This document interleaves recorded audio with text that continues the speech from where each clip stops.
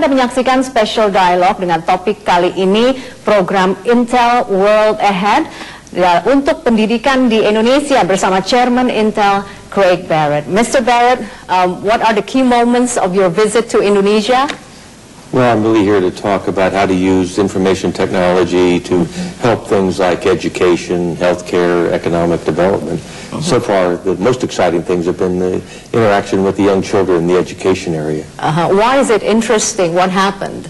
Well, to see children who have really not used computers before and how proficient they become in only a few months at searching the internet for information for their classroom, for their studies, sharing information, communicating with each other. It's just amazing to see how fast that happens. Okay. You've also met with the President Susilo Bambang Yudhoyono. What did you talk about?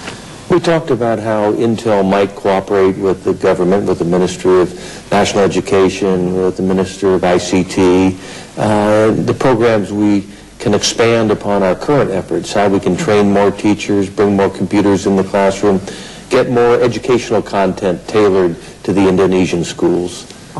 And from your meeting with government officials and also education community, how did they respond so far to the Intel World Ahead program? Well, they're very enthusiastic, but obviously Indonesia has a very long way to go in terms of looking at the number of computers per student or the number of students per computer. There's over 1,000 students for every computer in Indonesian schools, and that ratio needs to come down, obviously.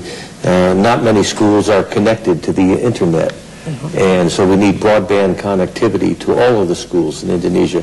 Everyone agrees with these goals. It's just how fast can we get there? So how fast would be the most challenging matter in terms of implementing the program Intel World Ahead? Well, I think the most challenging issue is always associated with teachers. Good education means that you have good, qualified teachers.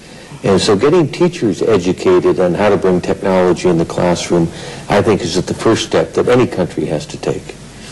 And based on your experience, how would you overcome that challenge? Well, we have a very sophisticated teacher training program. We've trained about 5 million teachers around the world. We started that program in Indonesia last year. We've trained about 2,000 teachers so far. We hope to train another 10,000 this year. But then we're going to have to train another 100,000 in 2010. There are over 2.5 million teachers in Indonesia, so training even 100,000 is a very small fraction of the total teacher population. Okay, and you've also signed a memorandum of understanding with the Ministry of Education in Indonesia. What does that consist of? Well, that is primarily associated with training teachers, and training teachers the most challenging one. Training teachers how to integrate technology into the classroom.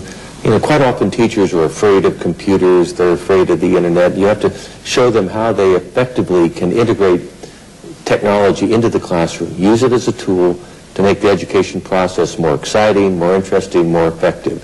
So this is a training program we've been running around the world, which we've just brought here to Indonesia. And what about your specific meeting with the Ministry of ICT? What does that cover? Well, we're talking a number of topics. One is connectivity. How do you get schools connected?